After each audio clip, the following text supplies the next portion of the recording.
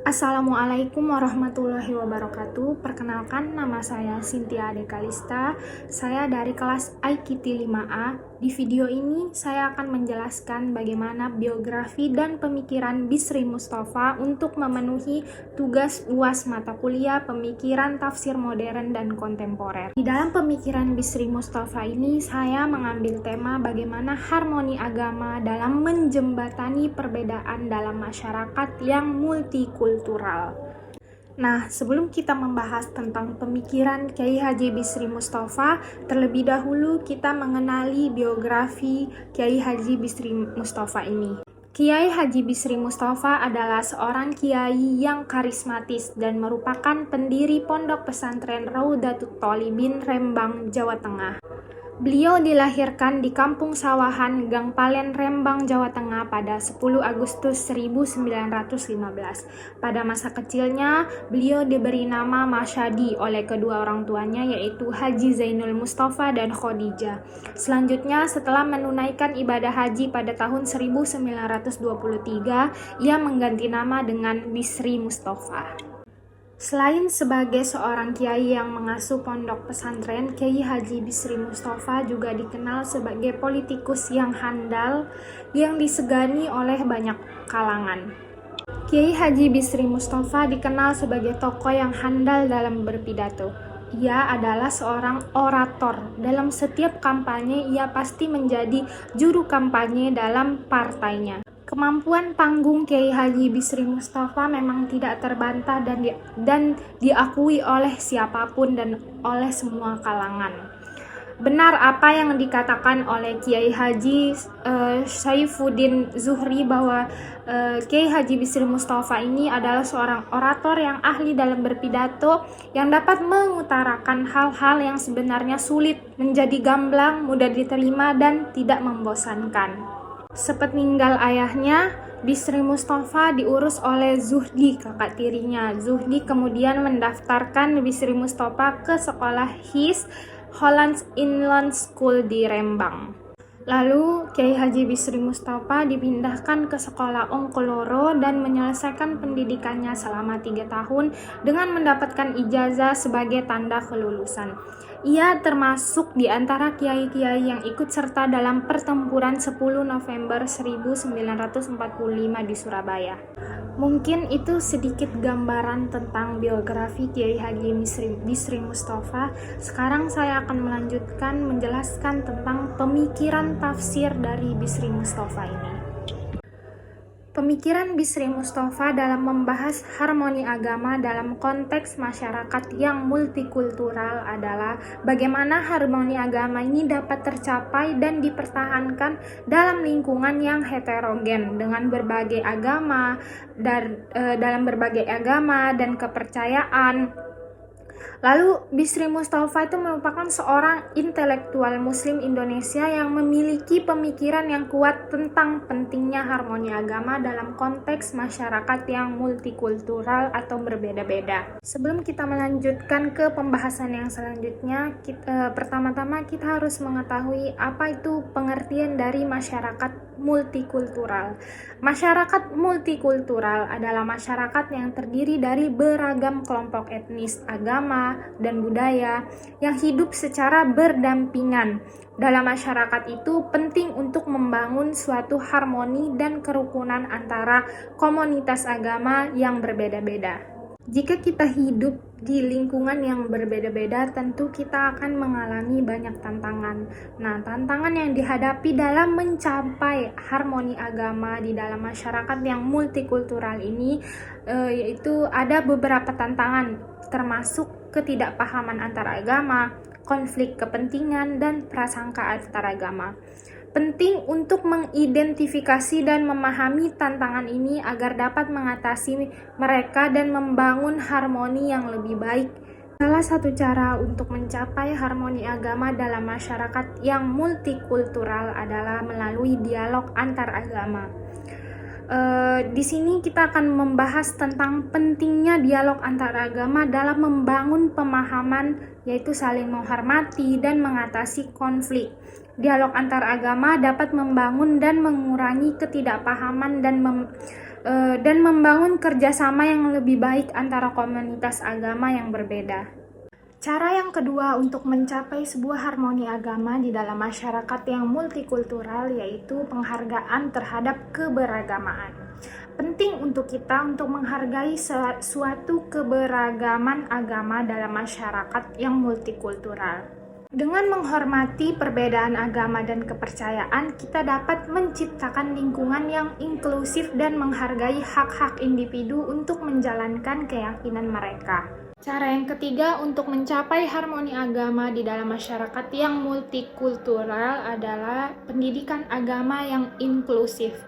Pendidikan agama yang inklusif juga merupakan faktor penting dalam mencapai harmoni agama dalam masyarakat yang multikultural. Pentingnya pendidikan agama yang mengajarkan nilai-nilai universal seperti saling pengertian, toleransi, dan kerjasama. Pendidikan agama yang inklusif juga dapat membantu mengatasi prasangka dan membangun pemahaman yang lebih baik antara komunitas agama yang berbeda-beda. Lalu pada pembahasan yang ketiga kita akan membahas tentang tafsiran Bisri Mustafa tentang harmoni agama di dalam masyarakat yang multikultural ini. Tafsir yang populer dari karangan Bisri Mustafa ialah bernama Tafsir Al-Ibris. Kitab tafsir yang beliau tulis ini merupakan salah satu kitab tafsir yang unik karena menggunakan bahasa Jawa di dalam penafsirannya. Kitab Tafsir Al-Ibris memiliki nama Al-Ibris li Ma'rifa Al-Quran Al-Aziz bi Al-Lughah Al-Jawiyah. Kitab ini ditulis karena Kiai Haji Bisri Mustafa memiliki keinginan agar Tafsir Al-Ibris dapat bermanfaat bagi masyarakat dan seluruh kalangan, terutama pada masyarakat Jawa, di dalam memahami Al-Quran. Lalu, kitab ini memiliki 3 pembahasan, yakni yang pertama teks Al-Quran yang dilengkapi dengan makna gundul atau makna tekstual kata per kata yang ditulis di tengah. Terjemah tafsir ini ditulis di bagian pinggir dengan keterangan-keterangan yang diberi tanbih, faidah, muhimmah, dan lain-lain yang biasa digunakan oleh para santri untuk mempelajari kitab-kitab klasik. Menurut Kamus Besar Bahasa Arab, Al-Munjid, Al-Ibris ini berasal dari bahasa Yunani yang berarti emas murni. Selain itu, alasan Kiai Haji Bisri Mustafa menulis kitab Al-Ibris ini adalah ingin melestarikan bahasa Jawa. Corak yang digunakan Kiai Haji Bisri Mustafa dalam tafsir Al-Ibris ini yaitu tidak memiliki kecenderungan dominan pada satu corak tertentu. Al-Ibris cenderung bercorak kombinasi antara fikih, sosial kemasyarakatan, dan sufi. Dalam arti, penafsir akan memberikan tekanan khusus pada ayat-ayat tertentu yang bernuansa hukum, tasawuf, dan sosial kemasyarakatan. Dalam corak kombinasi ini harus diletakkan di dalam artian yang sangat sederhana. Sedangkan untuk metode, Kiai Bisri Mustafa menggunakan metode gabungan yaitu tahlili ijmali, di mana beliau mengungkapkan keseluruhan ayat Al-Quran sesuai dengan Mushaf Utsmani dan menafsirkan ayat dengan penjelasan yang ringkas, global, dan tidak bertele-tele. Hal ini dapat dilihat di dalam penafsiran beliau di dalam Quran Surat Al-Baqarah ayat 2-5 yang hanya ditafsirkan dalam beberapa baris. Nah, salah satu komponen yang sangat melekat di dalam tafsir Al-Ibris ini yaitu kehidupan sosialnya, di mana nilai-nilai budaya dalam kehidupan masyarakat sosial merupakan bagian yang tak akan terpisahkan. Di dalam penafsiran ayat-ayat Al-Quran, seperti halnya tolong-menolong, kerukunan hidup, satu tujuan dalam berbagai bidang kehidupan. Masyarakat merupakan makhluk sosial di mana mereka hidup secara berkelompok dan saling membutuhkan satu sama lain. Hal tersebut seperti halnya disebutkan di dalam kitab tafsir Al-Ibris pada surat Al-Hujurat ayat 13. A'udzu billahi minasyaitonir rajim. Bismillahirrahmanirrahim. Ya ayyuhan nasu inna khalaqnakum min dzakarin wa untha wa ja'alnakum syu'uban wa qabaila lita'arafu.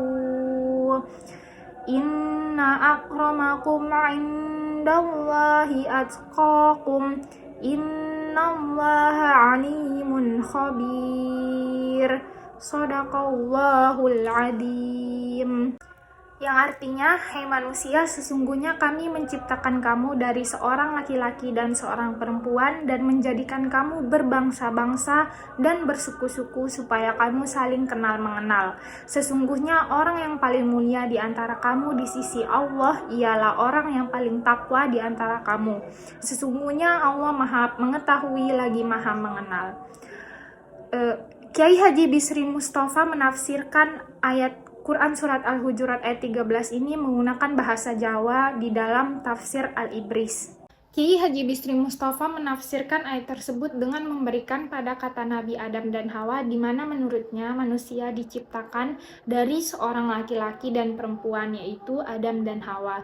Selanjutnya terdapat pada kata kunci pada unggul-unggulannya nasab yang memiliki arti mengunggulkan diri karena nasab. Karena pada kata kunci yang sebelumnya telah dijelaskan bahwa semua umat manusia itu sama, yaitu keturunan dari Nabi Adam dan Hawa. Al-Quran juga menyebutkan bahwa persaudaraan antar sesama muslim disebut juga dengan uhwah. Namun di lain akidah, Al-Quran persaudaraan biasa disebut dengan toleransi, yaitu sikap saling menghargai satu sama lain. Persaudaraan dalam Al-Quran disebutkan di dalam Quran Surat Al-Hujurat ayat 10. A'udzu billahi minasyaitonir rajim. Bismillahirrahmanirrahim. Innamal mu'minuna ikhwatum fa aslihu baina akhawaykum wattaqullaha la'allakum turhamun. Yang artinya, orang-orang beriman itu sesungguhnya bersaudara. Sebab itu, damaikanlah, perbaikilah hubungan antara kedua saudaramu itu, dan takutlah kepada Allah supaya kamu mendapatkan rahmat. Penjelasan ayat di atas mengandung makna bahwa tali persaudaraan dalam Islam ini hendaklah diperkokoh agar tidak mudah goyah. Kiai Haji Bisri Mustafa menyebutkan kata islahho, di mana kata islah memiliki arti damai.